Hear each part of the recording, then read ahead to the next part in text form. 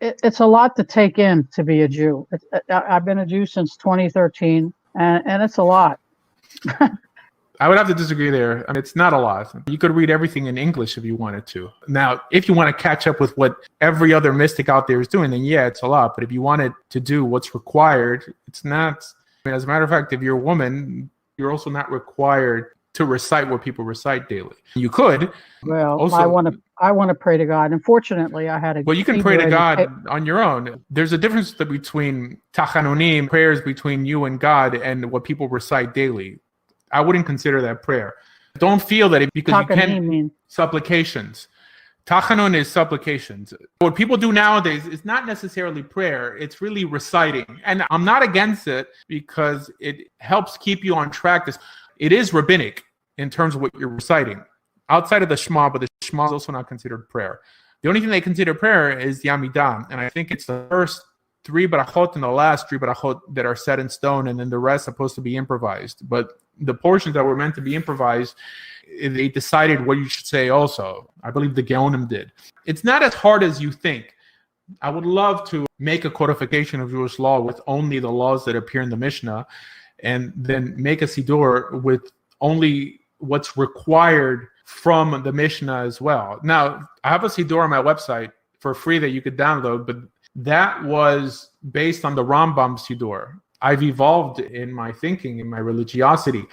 And back then, all I knew was the Rambam. And I knew that if it wasn't in the Rambam, it's not halacha. And then the more I studied the Rambam, I realized that there's a lot of stuff in the Rambam that is also not Mishnaic. It's from the time of the Geonim. It's from the Gemara. But there hasn't been someone who's codified the Mishnah yet and the Braitot and build a Siddur on what is completely required. The Siddur that Rabbi Akiva would have used, the Siddur that Hillel would have used, heck, the Siddur that Jesus would have used, or Yeshua, whatever you want to call him. That would be so cool. Yeah. That would be so cool.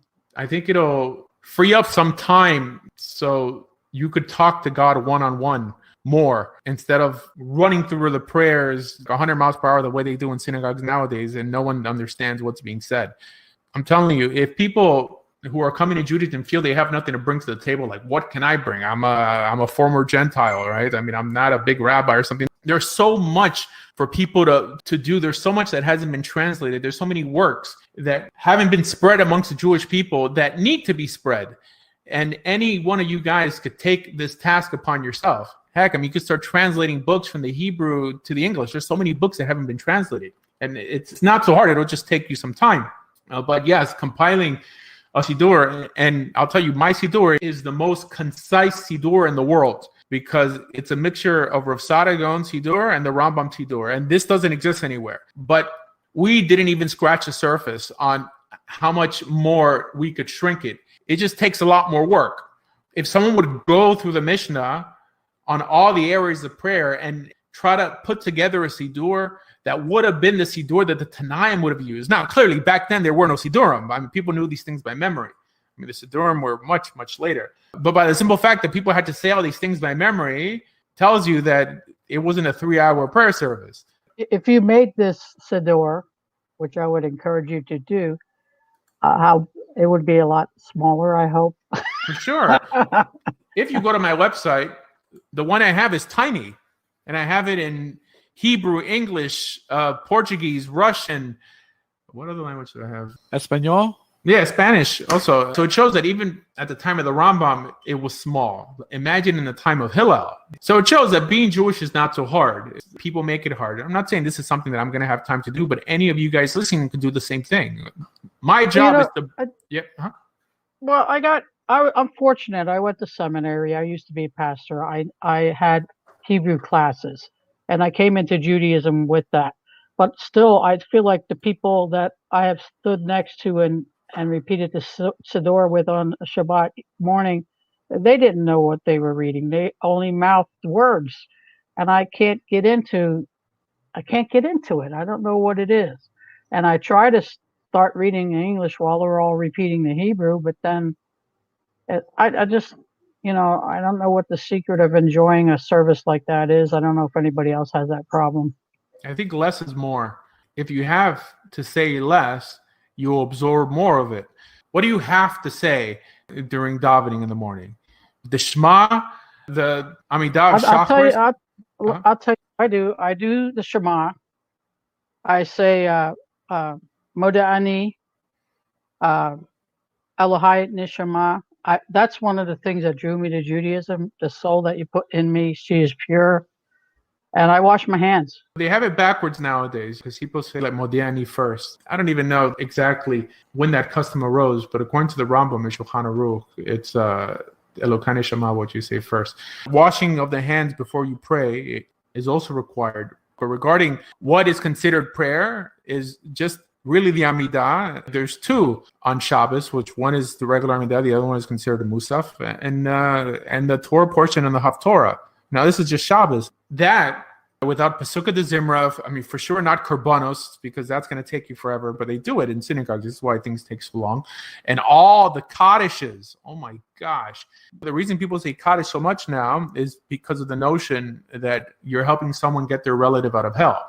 Kaddish, as it exists today, was composed in the time of the Gaonim. It's not even in the Talmud like this. Anyone hearing me out there could take this task upon themselves and leave a mark in this world and a legacy, a good name for themselves, if they would do something like this. Create a Siddur straight from what appears in the Mishnah, which would have been the Siddur that the Tanai recited, but they would have recited it from memory.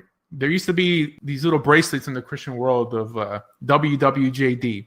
I think as Orthodox Jews, like, we should be like WWAD. Like, what would a Rabbi Akiva do or Hillel do? Because they existed when there was a temple. They existed when there was a Sanhedrin. But even though, I mean, especially at that time, they were under the Roman occupation, the bigger question is, what would have King Solomon done or Ezra? The question is, are you actively trying to seek the purest form of Judaism? And that's what you have to do. But it seems like nowadays people are going backwards. People are asking, like, what's the rabbi across the street doing? Who cares? It's all new. What kind of hat is he wearing? Oh, look, he's got a cane. Or a Rebbe's Bekasha with the fur, the suede, or whatever. We're going backwards because it shows that we're trying to please man more than we're trying to please God. And I think everyone who enjoys my classes is here because they're trying to come closer to the truth. And the truth is out there. We have the truth, but we just have to strip away all the excess that has attached itself throughout the years. There's so much excess, but it's there. The truth is there. And I'm pretty sure this is the first time you've ever heard anyone say that we should strive to adopt the practices of prayer that the rabbis in the Mishnah held. Why is it I'm the only one who's ever said this on YouTube and on Facebook? I mean, who the heck am I?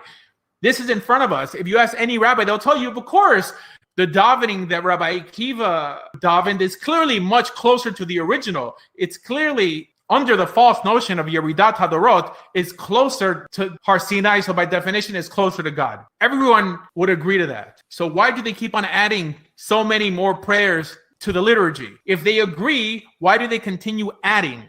Why? Because they're trying to look pious in front of men. They're not trying to look pious in front of God because they know what God requires. God requires you to look to those who came before you, to see what they did. That's what God requires you to do. That's what he tells you to do in the Sefer Yirmiyahu, to look at the old ways. But if you're constantly going to G&G and buying a Rekel and a Strimo and a Bekasha, we have to go back to the old ways. And I'm someone who believes in Rabbinic Judaism. Rabbinic Judaism didn't begin with Rabbi Akiva, and it didn't begin with the Talmud. In the time of Moses, there was already Rabbinic Judaism. Rabbinic Judaism means the Judaism that wasn't given at Mount Sinai, or was developed by the judges. Those are rulings developed by the court. That wasn't given at Mount Sinai. That is what we call today Rabbinic. Let's make a distinction, but let's keep running to what's older.